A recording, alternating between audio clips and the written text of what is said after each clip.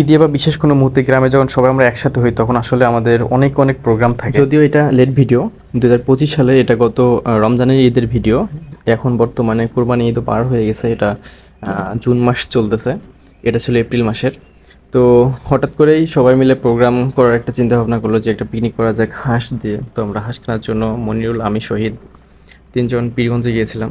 তো ওখান থেকে যে এগুলো হচ্ছে ক্যাম্বেল, খাকি ক্যাম্বেল সম্ভবত বলে, সাদা, এগুলো মাংস উৎপাদনের জন্য এক একটার ওজন প্রায় 3 কেজির মতো করে ছিল। তো ওখান থেকে হাঁস কেনার পরে এই যে ভদ্রলোক, ইনি হচ্ছে আমাদের ছোটোবেলার মানে অনেক পরিচিত একটা মানুষ। উনি আমাদের এলাকায় এসে দই বলে একটা চিল্লানি দিত, সবাই মিলে ছুটে বেরোতাম। তো বাসায় তখন তো আমাদের ধান চাল যে যে যেভাবে কেনে আর কি, তো ওনার কাছ থেকে এক একটা করে গ্লাস এই দই অনেক ভালো লাগে, ছোটোবেলায় খাইতাম। তো এই লোকটাকে হঠাৎ করে দেখে আর লোভ সামলাইতে পারলাম না, আমরা তিনজনে ওখানে যে ওনার কাছে খাওয়া শুরু করে দিয়েছি। ওনার সাথে দেখা হয়ে কথা বলে আসলে অনেক ভালো লাগলো। আসলে আমরা সবাই তো বাইরে থাকি, তো দেখা যাচ্ছে ঈদে ঈদে বা কোনো অকেশনে সবাই বাসায় যাওয়া হয়। তো এই ধরনের সাডেন যে ছোটোবেলার মেমোরি, এগুলো আসলে খুবই আমাদের কাছে আনন্দদায়ক। তো তারপর রাত্রে এসে এই তো আমাদের মাস্টার সাহেব দাদা, ওনার রান্নাবান্না আসলে অনেক সুন্দর। ওনাকে আমরা বিকেলবেলা যে রিকোয়েস্ট করছিলাম যে আপনার একটু রাত্রেবেলা রান্না করে দেওয়া লাগবে, তো উনি বলতেছে ঠিক আছে, আমি অবশ্যই আসবো ইনশাল্লাহ। তো দেন রাতেরবেলা আমাদের রান্নাবান্নার প্রোগ্রাম ধুমায় চলতেছিল এদিকে।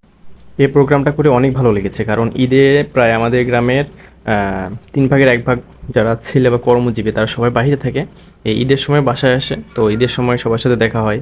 তো এই প্রোগ্রামটার ফলে প্রায় 40-50 জন লোক সবাই মিলে বেশ সুন্দর একসাথে আড্ডা, গল্প, বেশ ভালো একটা সময় কেটেছে রাত্রেবেলা আমাদের। এই প্রোগ্রামটা থেকে অনুপ্রাণিত হয়ে আমরা এই গত কোরবানি ঈদেও এটা যদিও করে আসছি, কিন্তু সেটা ভিডিও করা হয়নি।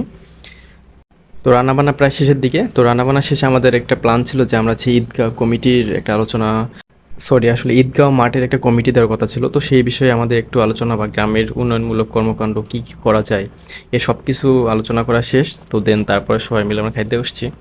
প্রায় তখন রাত 12টা পার হয়ে গেছে। তো ঈদে সবাই একসাথে খাওয়া দাওয়া আসলে অনেকটা ভালো একটা মোমেন্ট।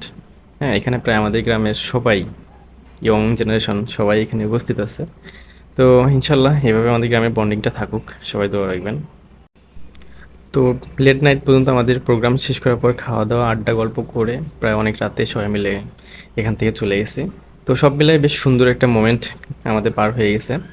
আর এটাকে আসলে এই স্মৃতিময় করে রাখার জন্য এই যে এখনকার যে নেট দুনিয়া, এটা আসলে অনেক সুন্দর। দিন পার হয়ে যাবে, এই স্মৃতিগুলো থেকে যাবে।